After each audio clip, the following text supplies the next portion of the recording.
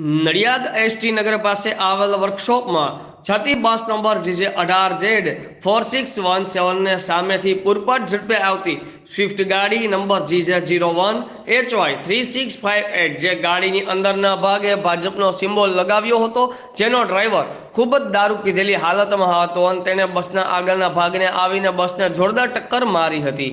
ત્યારબાદ આજુબાજુ બધા ભેગા થતા સ્વિફ્ટ ગાડીનો ડ્રાઈવર તાત્કાલિક સ્થળ છોડીને ભાગી ગયો હતો। નજરે જોનાર અને એસટી બસ ડ્રાઈવરનું કહેવા મુજબ સ્વિફ્ટ ગાડીનો ડ્રાઈવર ખૂબ પીધેલી હાલતમાં હતો તેમજ આગળના ભાગે દારૂની ખાલી અને ભરેલી બોટલો, પાણી, ફરસાણ અને બાઇટિંગ વ્યવસ્થા પણ ગાડીમાં રાખેલ હતી। આ અંગે એસટી બસના ડ્રાઈવરે તુરંત જ પોલીસને ફોન કરતા પોલીસ ઘટના સ્થળ પર દોડી આગળની કાર્યવાહી હાથ ધરી હતી। બ્યુરો ચીફ અમિત પારેખ, આઝાદ મીડિયા લાઈવ, નડિયાદ।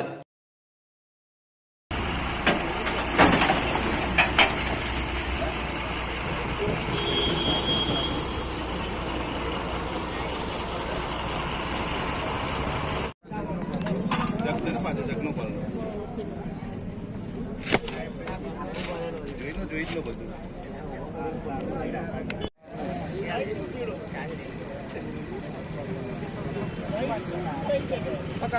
બધા પાછળ આવી જાઓ, મોબાઈલ વાળા પાછળ આવો।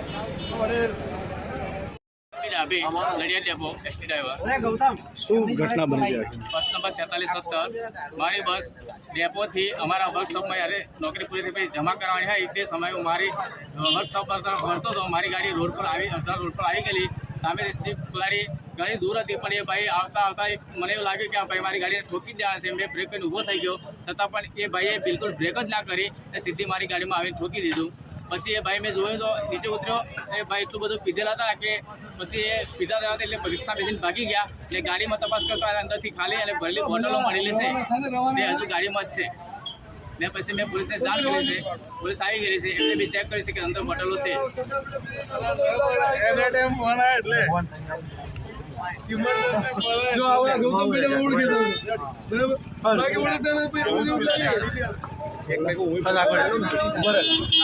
એક